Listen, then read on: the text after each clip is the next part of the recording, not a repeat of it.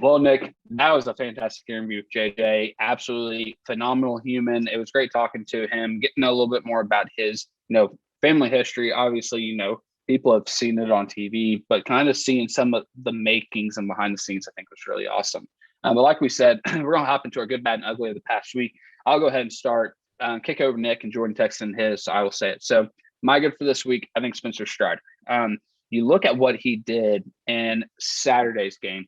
He came in where he had one person on base. Yeah, he walked the first one, but there he got a couple flyouts, and then he struck out the side that next inning. And then he had 3 2/3 solid innings of work.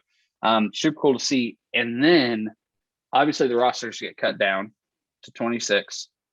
We've seen Bryce Elder get optioned down for Kyler Muller, and William Woods, I believe, got optioned down as well as Kyler Muller. Mm-hmm. So to me, that thinks if Strider was pitching on Saturday and we go back to that 5-man rotation starting today as in Monday, even though we're recording on Sunday with Freeze starting to Mets, you figure Strider's going to be that fifth starter. So that's going to be great for him. Thing is, it's much easier to throw that kind of gas. And whenever, you're throwing 1 to 3 innings, how is he going to kind of, put up with that? Is his arms going to be able to hold up? So that's going to be the biggest question. My bad is Matt Olson just, he started off hot. We were super excited, riding that high. Lately, he's been 2 for 24. It stinks. His average has gone down. His OPS has gone down. And that's a lot of things that people were hyped up about, but it's baseball. You can go up to bat theoretically 300 out of 1,000 times and get a hit during those 300 at bats, and it's considered a phenomenal season. So I really look forward to him to bounce back. It's also been a while since he's hit a home run. So I think may not hurt. And then my ugly is just the walks. Bryce Elder coming in and walking 3 people. Sunday, Kyler Muller comes in and walks as many as he did. It's just it's been atrocious with the walks, especially with our younger guys. I mean, literally that 5th spot's up for grabs. Like I said, you figure Strider gets it, but they're just opportunities that are just getting shot in the foot right now because the control has been an issue. Granted, people have talked about the baseballs.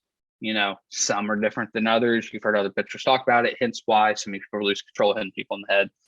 But, I think that's something MLB's got to work out.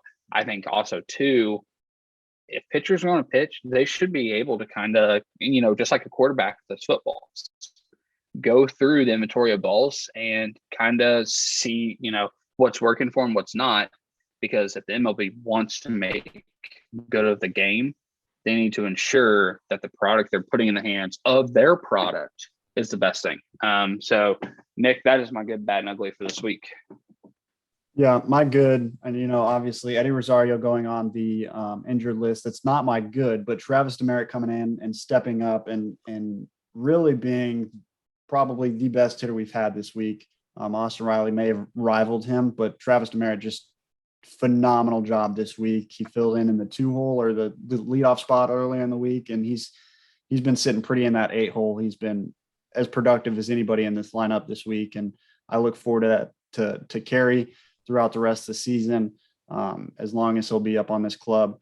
My bad, runners in scoring position. I mean, you talked about walks and stuff like that affecting us. Bryce Elder gave up 2 or 3 runs in his start, and Strider came in and did the rest. Our pitching staff holding a Rangers team to 3 runs should be good enough for us to get the win. Regardless of how many walks we have, 3 runs is not an insurmountable comeback. We scored 1 run on Saturday. That's not something we should have to worry about. If pitchers give us less than 3 runs or less, we should win those games. There's no reason we shouldn't win those games. My ugly falls along with the runners in scoring position. Our offense has been so inconsistent this year.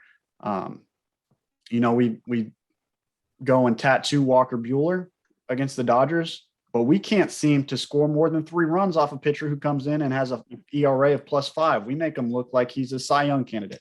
I mean, there's just no excuse of why we aren't working pitchers into deeper counts and getting them out of the game earlier, or just teeing off on them from the get-go. It's just, I just can't understand why we can do what we did on Friday night, where we put up 6-7 runs, and then come in the next night and score a run. And then tonight we scored 3 runs. Like this, the starter from today had an ERA of over 7. Like there's no reason why we only have 3 runs that game.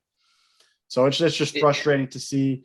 I know that obviously a shortened spring training has affected hitters into getting their routine. I know obviously hitters are typically behind the curve when the season starts, trying to get familiar with live pitching again after an off season. But I mean, we're a month into the season. Spring training's a month. I mean, there's no reason why we are not in a groove at this point. And it's frustrating as a fan to watch the offense struggle as much as we are right now. And obviously Acuna is not going to be full strength this week or maybe next week. But I look for him to hopefully get going. And I wouldn't mind seeing a lineup change. I've never been a fan of Freddie last season or Matt Olson this season hitting in the 2-hole. They're our best hitters. And obviously baseball is known. Your best hitter goes in your 3-hole.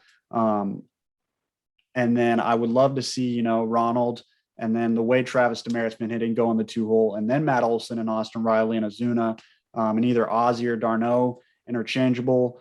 And then obviously Duvall and Swanson later on in the inning, or later on in the order. But I would love to see a lineup change a little bit, maybe getting Olson in that 3-hole where he can get more runners on, maybe helps him kind of get off of his skid he's going on right now. I mean, he's probably used to being in a 3-hole the way he's been in his career. And so the 2-hole might be a little different for him. So I look at that as maybe a way to get him going as well.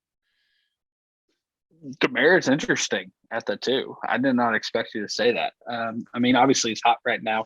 Depends on how long he, runs with it. I figured maybe something where we just flop off or Ozzie up to that 2 and then just bump everybody else down 1. That interesting, Nicholas. The thing with Ozzie though is he's a switcher, but he's also the only other left-handed bat we have against other than Matt Olson. And I don't like having lefties go back to back, even if he might be facing a lefty that game. I think that we need to have our lefties spread out a little bit more, even though he's not really a true left-handed hitter. I just don't like them going back to back with each other. It's just something doesn't fit right with me with that one. That's the only thing I have. So I would put Jordan.